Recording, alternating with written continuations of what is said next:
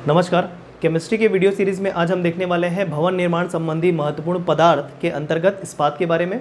द्वितीय महत्वपूर्ण टॉपिक है क्योंकि इससे ACF 2016 में एक बार प्रश्न पूछा गया था, जबकि सीमेंट से दोनों वर्ष प्रश्न पूछे गए थे। बचे हुए जो टॉपिक रहेंगे इसके अंतर्गत जो है कांच और कांच बनाने की विधि और चूना, उसको एक वीडियो में कवर कर दिया जाएगा। तो द्वितीय महत्वपूर्ण टॉपिक के रूप में आज हम बात करने वाले हैं इस्पात, स्टील के बारे में। ठीक, कौन से प्रश्न आए हैं ये भी मैं आपको बताते चलूँगा। इस वीडियो को देखने के बाद इसके संबंध में आपको और जानकारी की आवश्यकता नहीं होने वाली है, तो अंत तक इस वीडियो को देखिएगा। चलिए शुरू करते हैं। इस्पात या स्टील। ठीक, अब इस्पात बनाने की विधि के बारे में हमको चर्चा करनी है, तो लोहा और इस्पात में अंतर क्या होता है ये पहले समझिए।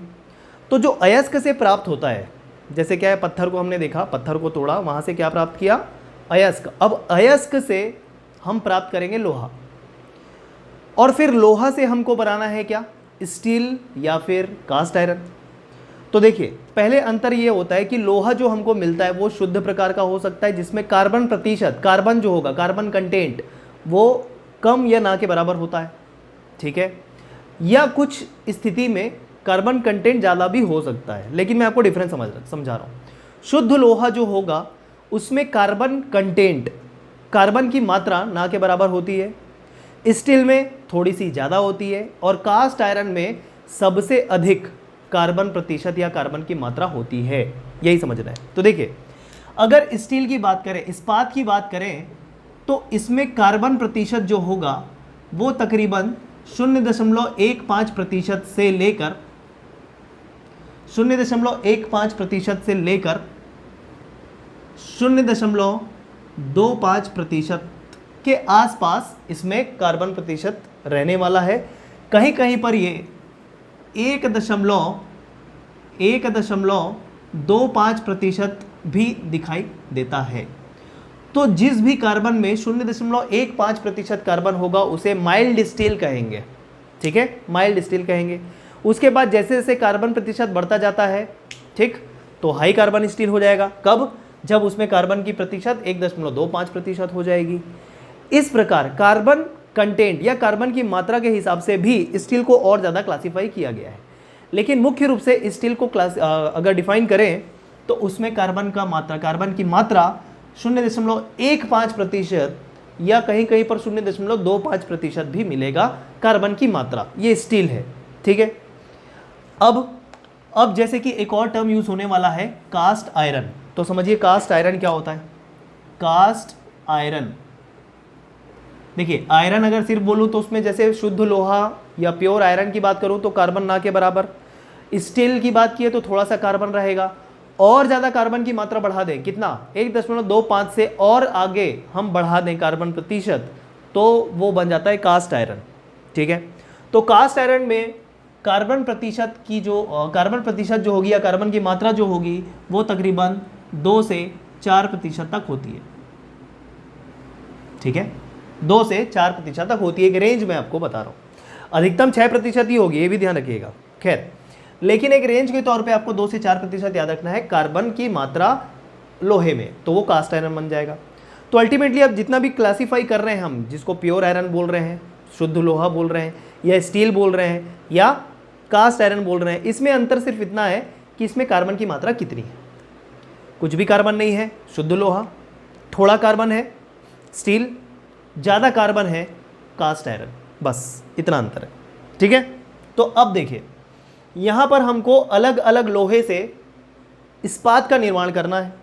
जैसे शुरू में हमने बात कर दिया कि पिटवा लोहा मतलब रॉट आयरन से हमको इस्पात का निर्माण करना है। अब ये जो रॉट आयरन है जिसको पिटवा लोहा बोल रहे हैं, इसमें कार्बन की जो मात्रा होगी प्रतिशत के रूप में वो तकरीबन 0.08% तक रहने वाली है। ठीक है, जबकि स्टील की शुरुआती रेंज मैंने कितनी बताई थी कार्बन प्रतिशत के तौर पे, उसमें मैंने आपको बताया था 0.15% से शुरुआत होगी। तो ये कम है, कार्बन की मात्रा जो है कम है रॉट आयरन में, तो कार्बन की मात्रा बढ़ानी पड़ेगी रॉट आयरन में, तब जाके स्टील बनेगा, क्योंकि दिख रहा है। बात समझ में आई? तो देखिए, रॉट आयरन में, पिटवा लोहा में कार्बन की मात्रा हमको बढ़ानी है जिससे बन जाएगा स्टील। अब देखिए इसके लिए करते क्या है। पिटवा लोहा रॉट आयरन से निर्माण के लिए उपयोग में लाई जाने वाली विधि का नाम है सीमेंटेशन विधि।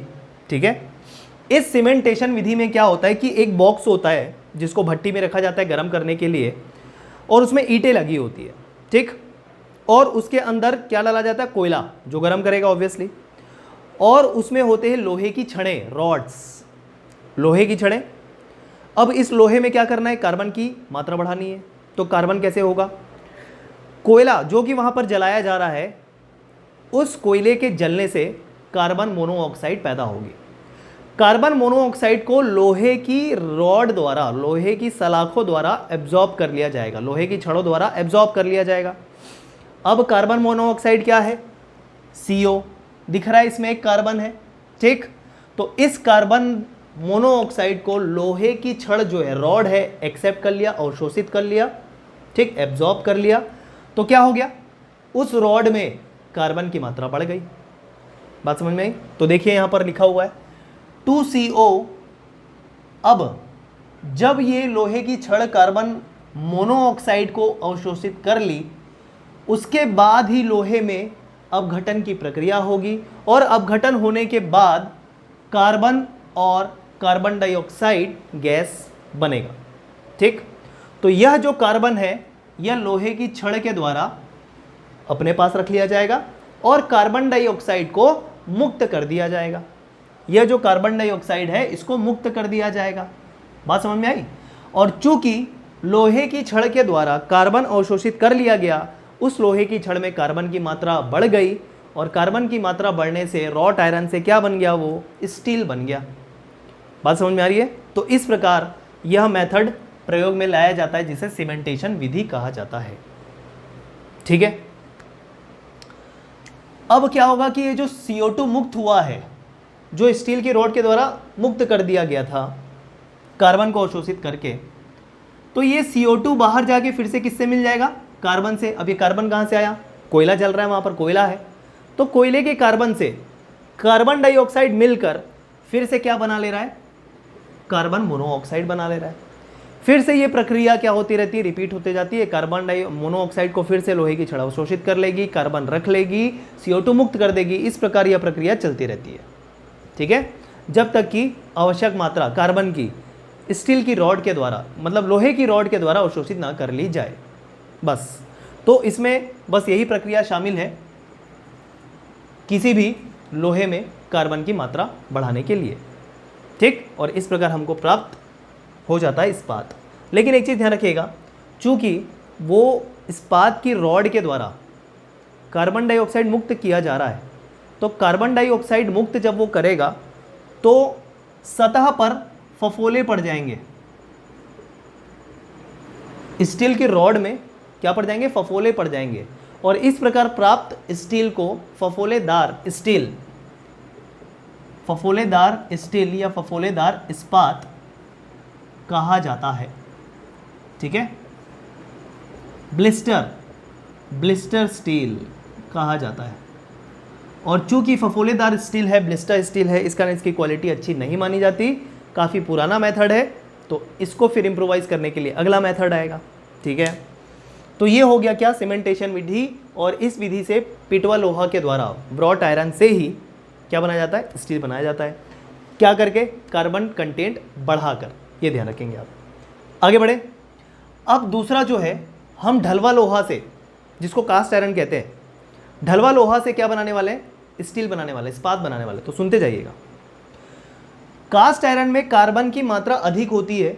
अब इस्पात बनाने के लिए इसमें से कार्बन की मात्रा कम करनी है। उल्टा देखिए, इसमें कार्बन की मात्रा कम थी, किसमें, पिटवा लोहा में, तो कार्बन हमने बढ़ाया, क्या करके, कार्बन मोनोऑक्साइड अवशोषित करा के। ठीक, लेकिन कास्ट आयरन से जब इस्पात बनाएंगे तो कास्ट आयरन में कार्बन की मात्रा अधिक होती है, हमको कास्ट आयरन में कार्बन की मात्रा कम करके इस्पात का निर्माण करना है। मतलब जब ये विधि हम अपनाएंगे तो इसमें से कार्बन हटाना पड़ेगा। तो एक तरीके से कार्बन यहाँ पर अशुद्धि के रूप में रहने वाली है, जिसको ऑक्साइड बनाकर हमको हटाना है। ये चीज़ आप ध्यान में रख लीजिए। एकदम क्लियर? ठीक, आगे बढ़ते हैं। तो कास्ट आयरन से निर्माण कैसे होगा? तो पहली विधि है बेसेमर विधि। पहली विधि है बेसेमर विधि, बेसेमर प्रक्रिया। अब ये क्या है ये देखिए बेसेमर जो नाम है आगे सीमेन मार्टिन आएगा, ये साइंटिस्ट के नाम है जिसने इस विधि को खोजा था, बस इतना ही है, तो ध्यान रखिए, ठीक है। तो बेसेमर जो विधि है वो बेसेमर परिवर्तक नामक एक इक्विपमेंट में कराया जाएगा। वो एक इक्विपमेंट होता है जिसमें हमको क्या डालना होता है, पिघला हुआ कास्ट आयरन डालना होता है, ठीक, देखते जाइएगा। अब बेसेमर विधि में बेसेमर परिवर्तक उपयोग में लाया जाता है स्टील बनाने के लिए। एक पात्र होता है, एक परिवर्तक जिसे कहते हैं, तो उसमें क्या होता है कि हम पिघला हुआ कास्ट आयरन डाल देते हैं, ठीक है। अब इस कास्ट आयरन में वायु प्रवाहित करना है। वायु प्रवाहित कैसे करना है? वायु प्रवाहित जो ये बेसेमर परिवर्तक है उसका जो तल होता है वो छिद्रों वाला होता है, होल्स होते हैं, उस होल्स के द्वारा ही वायु प्रवाहित की जाती है। और वायु प्रवाहित करने से जो पिघले हुए ढलवा लोहा या कास्ट आयरन में जो भी अशुद्धि है उसका ऑक्सीकरण हो जाता है, और ऑक्सीकरण होने से ऑक्साइड बनेगा, और ऑक्साइड के रूप में फिर अशुद्धि को निकाल दिया जाता है धातु मल के रूप में और क्रिया द्वारा। देखेंगे क्रिया जो क्या है वो देखेंगे सारा। तो एक बेसिक कॉन्सेप्ट समझ में आ गया। जो भी ढलवा लोहा है, कास्ट आयरन है, पिघला हुआ, उसमें वायु प्रवाहित करना है। जो भी अशुद्धि रहेगी, चाहे कार्बन हो, सिलिकॉन हो, मैग्नीज हो, या फॉस्फोरस अगर है वो हो, ये सभी के वायु प्रवाहित करने से ऑक्सीकरण हो जाएगा, ऑक्साइड निर्माण होगा और ऑक्साइड को बाहर निकाल दिया जाएगा धातुमल के रूप में क्रिया द्वारा। ये बेसिक आपको कॉन्सेप्ट ध्यान रखना है बेसेमर प्रक्रम में। अब ये जो बेसेमर प्रक्रम है, विधि है, ये भी दो प्रकार की होती है, एक अम्लीय बेसेमर प्रक्रम और एक क्षारकीय बेसेमर प्रक्रम, एसिडिक बेसेमर प्रोसेस और बेसिक बेसेमर प्रोसेस। तो क्या होता है ये अम्लीय और क्षारीय, क्या अंतर है ये मैं बताऊंगा, बस आप समझते रहिए। देखिए, जब कभी भी कास्ट आयरन ऐसा हम प्रयोग में ला रहे हैं जिसमें फॉस्फोरस और सल्फर या गंधक नहीं है, जिसमें फॉस्फोरस या सल्फर नहीं है, इसी कारण लिखा हुआ है फॉस्फोरस और सल्फर रहित कास्ट आयरन को जब हम इस्पात निर्माण में प्रयोग में लाएंगे तब अम्लीय प्रक्रम उपयोग में लाना है। क्लियर है? ठीक, या थोड़ी सी मात्रा होगी तो चलेगा, देखेंगे आगे, ठीक, या तो नहीं होना चाहिए, थोड़ी सी मात्रा, एकदम सूक्ष्म मात्रा हो तो चलेगा, ज़्यादा नहीं होना चाहिए। अब इस परिवर्तक जो ये प्रोसेस, ये इक्विपमेंट है, उसके जो अंदरी सतह है, इनर सरफेस है, उसमें सिलिका या चिकनी मिट्टी का लेयर लगाया जाता है, का अस्तर लगाया जाता है। अब ऑब्वियसली चिकनी मिट्टी से क्या प्राप्त होता है, ये जो क्ले है इससे क्या प्राप्त होगा, सिलिका। तो आप चिकनी मिट्टी का अस्तर बोले या क्ले का अस्तर बोले या सिलिका का अस्तर बोले, एक ही है। अस्तर मतलब कोटिंग, अंदर के सरफेस पे कोटिंग लगा दिया जाता है। ऐसा इसलिए किया जाता है कि वो लोहा जो है वो उस इक्विपमेंट के किसी पदार्थ के साथ क्रिया ना कर ले, बस ये पर्पस है अस्तर लगाने का अम्लीय बेसेमर प्रक्रम में। क्लियर है? अब इसमें क्रिया क्या होती है देखिए, जैसे कि मैंने आपको कहा कि पिघले हुए ढलवा लोहा कास्ट आयरन में अशुद्धि निकालनी है ऑक्सीकरण द्वारा।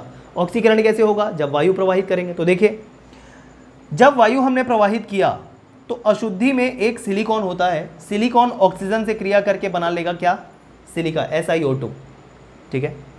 वैसे ही मैग्नीज ऑक्सीजन से क्रिया करके क्या बना लेगा, मैग्नीज ऑक्साइड, MnO, ठीक, मैग्नीशिया। और फिर ये जो दो अशुद्धि ऑक्साइड के रूप में प्राप्त हुई है, ये आपस में क्रिया करके, ये दोनों के दोनों अशुद्धि हैं ऑक्साइड के रूप में, ये दोनों ऑक्साइड आपस में क्रिया करके बना लेंगे MnSiO3, ठीक है, जो धातुमल के रूप में, पिघले हुए धातुमल के रूप में, लावा के रूप में बाहर निकाल दिया जाएगा। और इस प्रकार अशुद्धि दूर हो गई, किससे, कास्ट आयरन से। तो ये तो हो गई अशुद्धि दूर। अब कार्बन का क्या करें, कार्बन तो अभी भी है। तो जब कभी भी वायु प्रवाहित की जा रही है तो वह उपस्थित कास्ट आयरन में उपस्थित कार्बन जो है वो ऑक्सीजन से क्रिया करके फिर से क्या बना लेगा, कार्बन मोनोऑक्साइड बना लेगा, ठीक है। और कार्बन मोनोऑक्साइड बना लेने की वजह से कार्बन मोनोऑक्साइड निकाल दिया जाएगा गैस के रूप में, बस ये ध्यान रखिए, ठीक है। तो कार्बन डाइऑक्साइड बन रहा है तो कार्बन डाइऑक्साइड बाहर निकाल दिया जाएगा, कार्बन मोनोऑक्साइड बन रहा है तो कार्बन मोनोऑक्साइड बाहर निकाल दिया जाएगा गैस के रूप में। तो इस प्रकार कार्बन वाली अशुद्धि जो हमको निकालना था, क्योंकि कास्ट आयरन कार्बन कंटेंट ज़्यादा था, निकाल दिया, सिलिकॉन निकाल दिया, अशुद्धि थी, मैग्नीज निकाल दिया, बचा क्या, एक प्रकार का शुद्ध लोहा बच गया।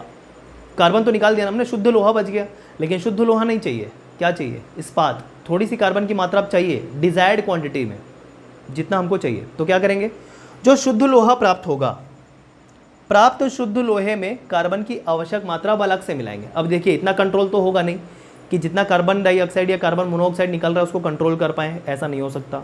तो पूरा कार्बन डाइऑक्साइड निकल गया, शुद्ध लोहा प्राप्त हो गया। अब कार्बन की मात्रा अलग से मिलानी पड़ेगी क्योंकि स्टील चाहिए। प्राप्त लोहे में कार्बन की आवश्यक मात्रा स्पिजेल के रूप में मिला दिया जाता है। अब ये स्पिजेल है क्या? आयरन, कार्बन और मैग्नीज की आवश्यक मात्रा, इन तीनों की आवश्यक मात्रा मिश्र धातु मिलाई जाती है जिसे स्पिजेल कहते हैं। कुछ डिजायर होता है, देखिए यहाँ से अलग कर रहे हैं लेकिन आप फिर बोलेंगे क्यों मिला क्यों रहे हैं? कुछ तो चाहिए ना इस्पात भी बनाने के लिए, कुछ क्वांटिटी कार्बन की भी चाहिए, कुछ क्वांटिटी मैग्नीज की भी चाहिए। शुरू में जो था वो ज़्यादा क्वांटिटी थी करके निकाल दिया, फिर स्पिजेल के रूप में आवश्यक जितना डिजायर्ड है वो मिला दिया। यही है प्रोसेस, ठीक। अब चूंकि कार्बन की आवश्यक मात्रा मिला दिए तो मिल गया क्या? स्टील। तो ये हो गया आपका बेसेमर विधि।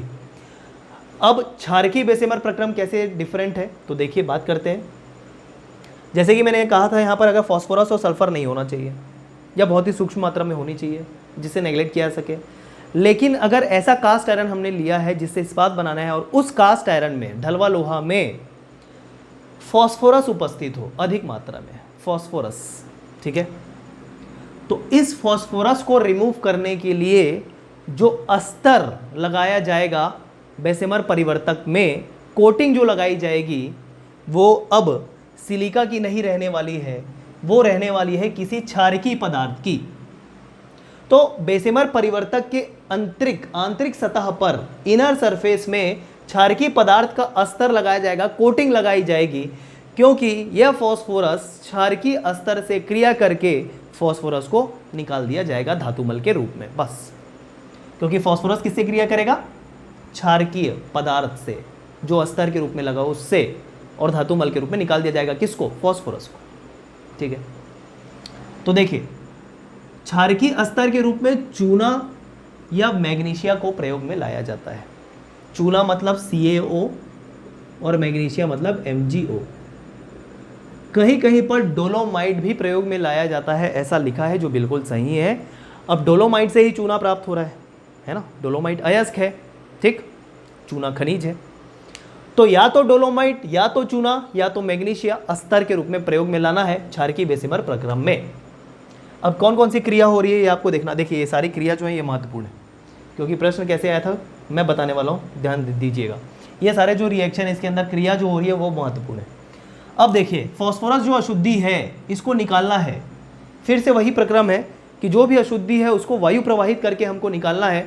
वायु प्रवाहित होने से ऑक्सीकरण होता है और ऑक्साइड के रूप में वो अशुद्धि या तो धातुमल के रूप में या गैस के रूप में निकाल दी जाती है। तो देखिए फास्फोरस का रिएक्शन करवाए ऑक्सीजन के साथ में प्राप्त हो गया P2O5, phosphorus pentoxide, phosphorus pentoxide. अब ये बैलेंस करने के लिए 4-5 लगा हुआ है और ये मिल जाएगा 2P2O5, बैलेंस सही है, ठीक। तो फास्फोरस पेंटाऑक्साइड प्राप्त हो गया जो एक प्रकार का ऑक्साइड है। ऑक्साइड के रूप में जब ये प्राप्त हुआ तो यह फास्फोरस पेंटाऑक्साइड जो अस्तर लगा हुआ है किसका? चूना का जो अस्तर लगा हुआ है उसके साथ और क्रिया करेगा और फिर बना लेगा क्या? Ca3PO4 ट्वाइस, कैल्शियम फॉस्फेट बना लेगा। और ये जो कैल्शियम फॉस्फेट है ये धातुमल के रूप में, स्लैग के रूप में, धातुमल को क्या कहते हैं? स्लैग, स्लैग के रूप में पिघले हुए लावा के रूप में निकाल दिया जाएगा।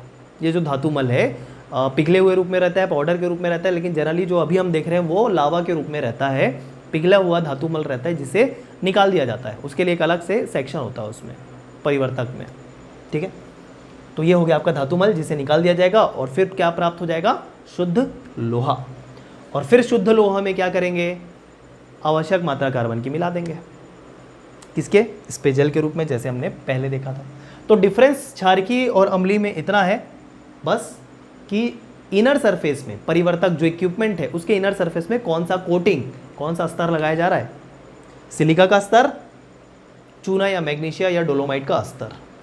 रीजन भी बता दिया, क्यों? क्योंकि क्षारकीय पदार्थ फास्फोरस से क्रिया करके ऑक्साइड बना लेगा, यह ऑक्साइड चूना से क्रिया करके, माफ कीजिए, शुरू में क्या होगा कि ये ऑक्सीजन से क्रिया करके ऑक्साइड बना लेगा, और फिर ये जो ऑक्साइड है फॉस्फोरस पेंटाऑक्साइड है, ये चूने वाले स्तर के साथ या डोलोमाइट वाले स्तर के साथ या मैग्नीशियम वाले स्तर के साथ क्रिया करके धातु मल का निर्माण कर लेगा, स्लैग का निर्माण कर लेगा, जो अनडिजायर्ड है, अनवांटेड है, निकाल दिया जाएगा बाहर। शुद्ध लोहा मिल जाएगा, मिला दीजिए आवश्यक क्वांटिटी कार्बन की, मिल गया इस्पात। एकदम क्लियर है। पिटवा लोहा रॉट आयरन, कार्बन की प्रतिशत मात्रा कम बढ़ाना होता है तो इसमें कार्बन हम ऐड करवाते हैं। इसमें चूंकि ढलवा लोहा है, कार्बन हम पहले हटाते हैं पूरा पूरा, शुद्ध लोहा मिलने के बाद डिजायर्ड क्वांटिटी मिलाते हैं। ये मैंने एक बार आपको फिर से रिपीट कर दिया दोनों में, ठीक है। तो कास्ट आयरन से बनाने वाली बेसमर विधि पहली विधि है, और सेम हम बात करेंगे कि इसी ढलवा लोहा या कास्ट आयरन से और किस प्रकार से इस्पात प्राप्त किया जाता है या और इफिशिएंटली कैसे इस्पात प्राप्त किया जाता है, उसके लिए आ गई दूसरी विधि। इसमें क्या होता था कि धातुमल बहुत ही ज़्यादा निकल जाता था। देखिए, सीमेंटेशन विधि के कंपैरिजन में इसमें समय और खर्च कम ज़रूर लगता था, लेकिन इसमें धातुमल जो है वो अधिक प्राप्त होता था, वेस्टेज अधिक होता था मटेरियल्स का। तो इस कारण हमको कुछ और मेथड चाहिए था, तो एक और अच्छा मेथड आ गया, क्या? सीमेन मार्टिन की खुले तल वाली भट्टी से निर्माण, ठीक है। तो सीमेन मार्टिन की खुले तल वाली एक भट्टी होती है, एक अरेंजमेंट होता है, फिर से उस भट्टी में एक क्या बोलना चाहिए, एक कंटेनर होता है जिसमें क्या कुछ लोहा होगा, मतलब कास्ट आयरन डालेंगे, कुछ लोहे के छिलके डालेंगे, छीलन लोहा डालेंगे, और इसमें एक और चीज़ डाला जाएगा, क्या? Fe2O3 फेरिक ऑक्साइड डाला जाएगा। तो देखिए ये सारी चीज़ें हम देखने वाले हैं, अंतर बस इतना ही है। इक्विपमेंट मतलब इक्विपमेंट वगैरह जो है वो उतना महत्वपूर्ण नहीं है, महत्वपूर्ण है कि इसके अंदर प्रक्रम क्या हो रहा है। हाँ, अगर आप मेंस आंसर राइटिंग कर रहे हैं उसमें महत्वपूर्ण है पूरा इक्विपमेंट का फोटो बनाना पड़ेगा, डायग्राम बनाना पड़ेगा, पूरा प्रोसेस समझाना पड़ेगा। इसमें आप समझ लीजिए क्या क्या चीज़ें उपयोग में लाई जा रही है या कौन कौन सी क्रिया हो रही है, कैसे अशुद्धियों को बाहर निकाला जा रहा है, ये महत्वपूर्ण है। तो देखिए, इक्विपमेंट एक खुले तल वाली भट्टी, मतलब उसका जो निचला तल रहता है वो खुला रहता है, जिससे क्या प्रोड्यूसर गैस या अंगार वाली गैस, वायु, अंगार वाली वायु प्रवाहित की जाती है, जिससे क्या होता है कि उसमें गर्म किया जाता है, उसको, उस पूरे इक्विपमेंट को गर्म किया जाता है अंगार गैस या प्रोड्यूसर गैस के द्वारा। अब ये प्रोड्यूसर गैस क्या है? स्टीम और वायु के मिश्रण को जब, स्टीम भाप और वायु के मिश्रण को जब जलते हुए कोयले से पास किया जाता है तो वो एक अंगार वाले गैस के रूप में तब्दील हो जाता है, जिससे क्या क्या है, प्रोड्यूसर गैस कहते हैं। इसी प्रोड्यूसर गैस के द्वारा इसे गर्म किया जाता है, इस भट्टी को। फिर उसके बाद देखिए क्या हो रहा है, इस भट्टी में क्या क्या चीज़ें हैं वो देखिए। इस भट्टी में कास्ट आयरन है 70 से 80%, सॉलिड रूप में, अभी देखिएगा।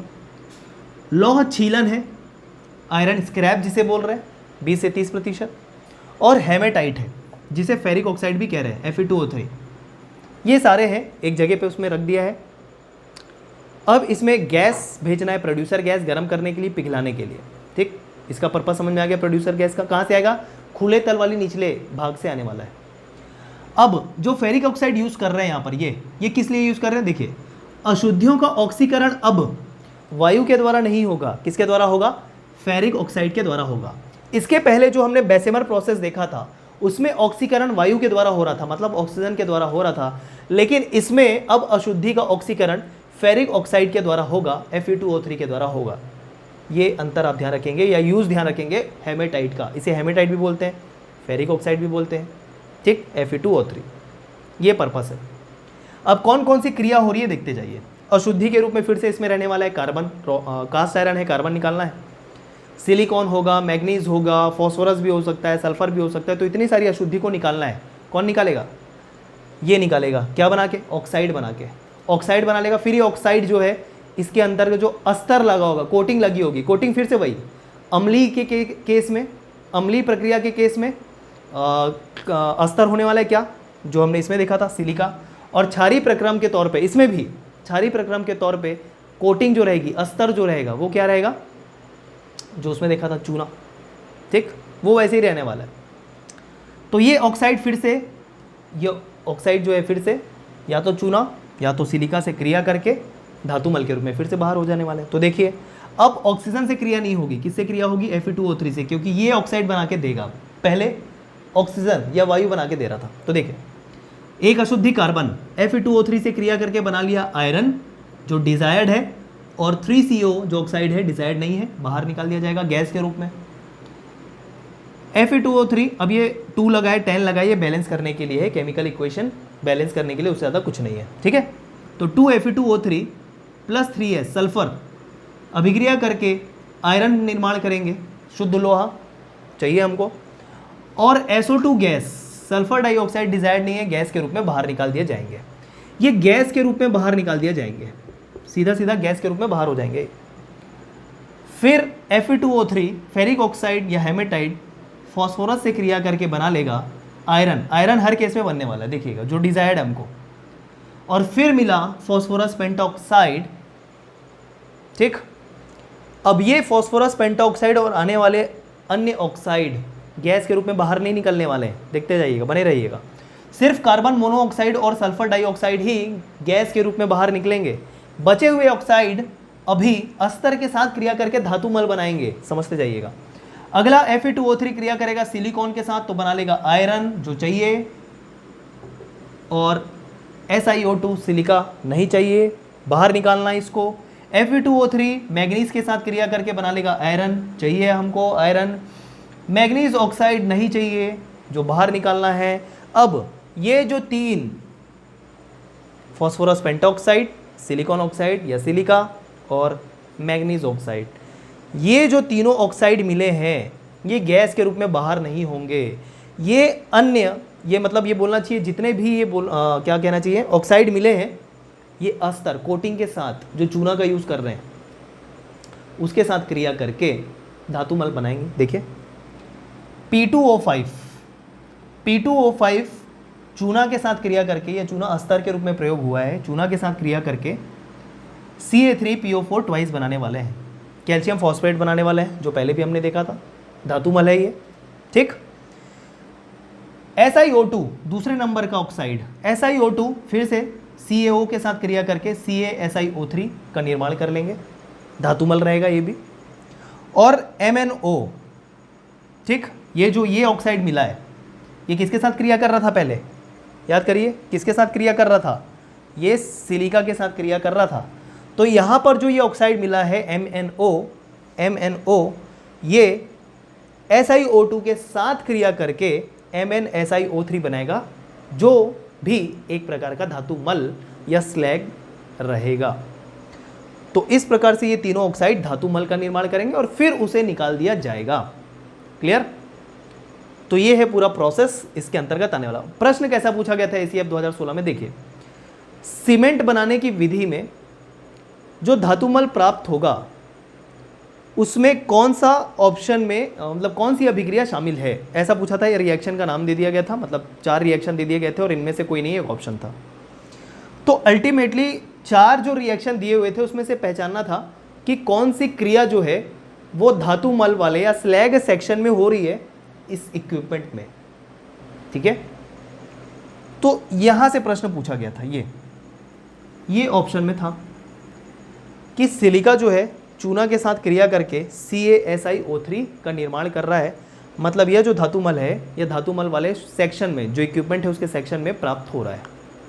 तो ये अभिक्रिया आपको पहचाननी थी इस्पात के निर्माण के लिए। तो इस प्रकार जितनी भी अभिक्रिया मैंने लिखी है यहाँ पर, इस वाले विधि में, इस वाली प्रक्रिया में या यहाँ पर, ये सारे महत्वपूर्ण हैं। बात समझ में आई?